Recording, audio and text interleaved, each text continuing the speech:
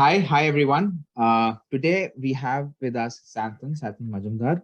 He is currently interning at Meta, where he's working with the physical modeling team to integrate high-resolution satellite imagery with radar datasets for global reforestation products.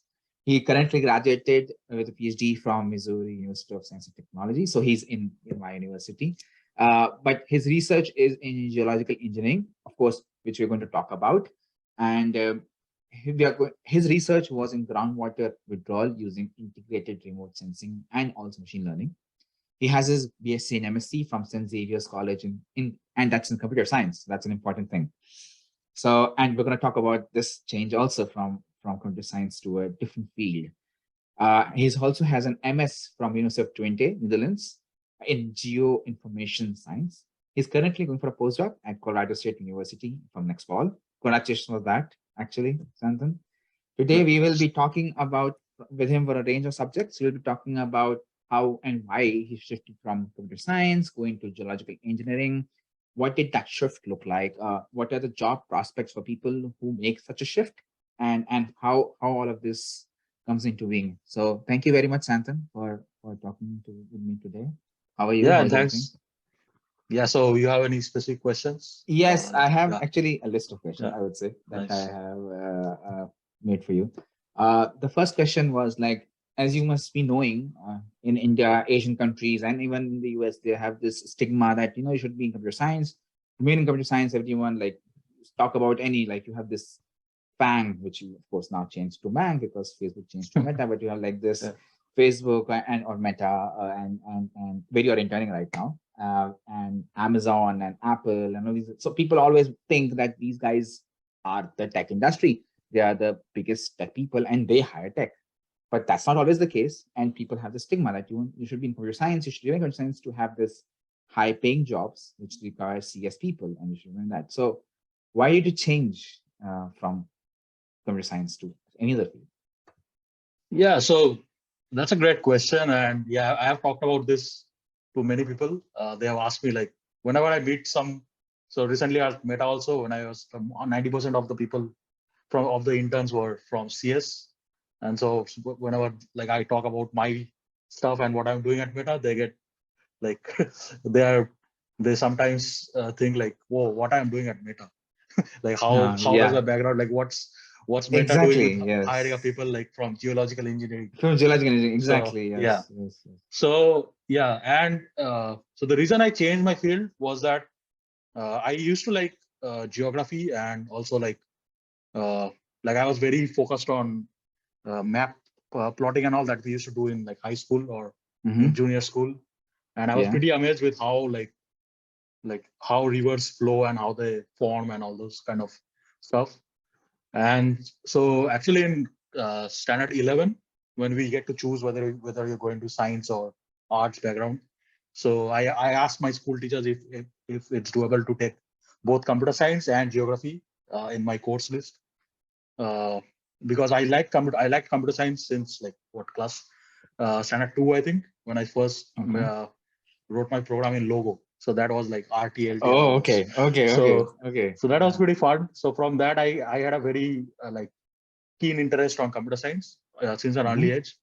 But then I also had this interest in geography. So yeah, as part like in India, like you can't mix and match science and arts, right? And geography is to fall in arts background. So that's why I couldn't take that time. And then after that, after when I did completed my undergrad and masters, I went for an internship to IIT Madras. And there I used to work with compilers, like not directly on compilers, but they had a project on RISC-V, which was a new architecture. I think it was developed by Berkeley. And right now they're using it heavily in the industry for like, I think for edge computing and stuff like that. So and that lab, so the lab I was working at IIT Madras, they recently developed India's first indigenous processor. It's called Shakti. So I was kind of So I was working in that project with that team, and later on they have like opened a startup from there. So when I went there, the thing was like since I was from a software background, I thought like working in compilers, you have to be efficient with hardware also. because you are working at the intersection of those two fields, right?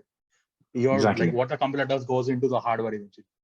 And Yeah. that time I thought, like since I am lacking a hardware like sort of background, so this field, like going into this kind of like core CS and also like electronics things comes.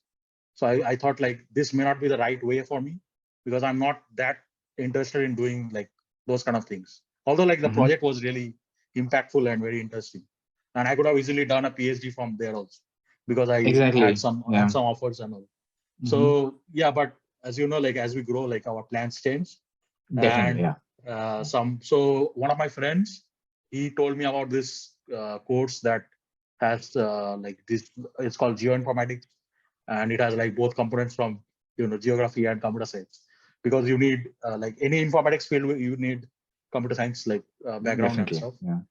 And so yeah, so that's when my like interest in both computer science and geography, basically I thought like oh, this looks like a field I might be interested to working at.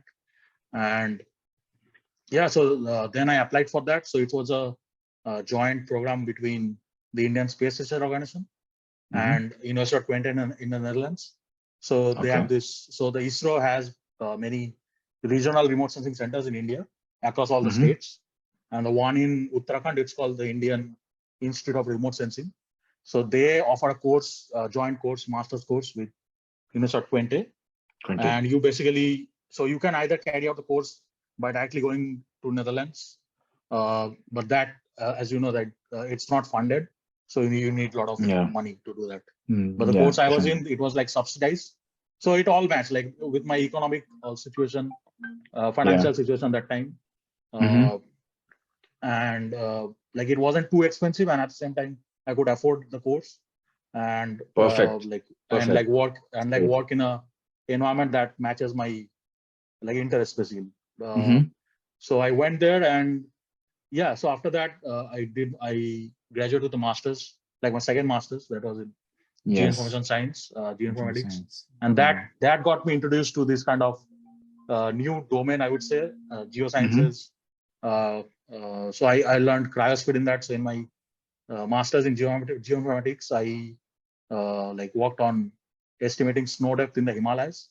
So that was pretty fun actually. Like Yes. That's good. so, Did you when I go and was, like actually go to Himalayas and do like so I didn't go. some field Like work I there? didn't.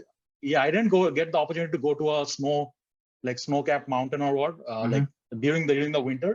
But I did go at one point during, I think it was autumn, 2018. So Okay.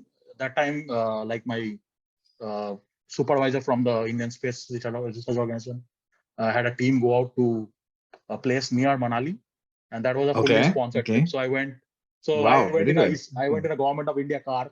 So that was pretty full like Oh, interesting. I had like yes. Yes. all Yes. expenses paid out. I went to a DRDO campus also, Department Okay. of Research and Defense. And Yes. then yeah, I got to like take out a GPS station and measure some of the elevation like parameters in like Rotang Pass and all those places. Oh, So in the so snow it for the was snow, right? that time it was like Rotang had snow a little bit, but Yes. so Okay. for estimating snow, you need some kind of elevation information also. So Yes. to map Okay. those, we Yeah. went to a field, and it was pretty fun. Like I also went to like a place where it was affected by flash floods Okay. near Manali. Uh-huh. So I also went there and collected some samples. Like I helped the other members collect it and also record the positions, GPS, and all stuff. So it was pretty fun for me. And like I got to, so when you bring all those data sets to your lab, Mm-hmm. you need your data science skills, right? So Yes. yeah, so that's Yeah. where my skills as a computer science, the background I had in computer science, it was really helpful.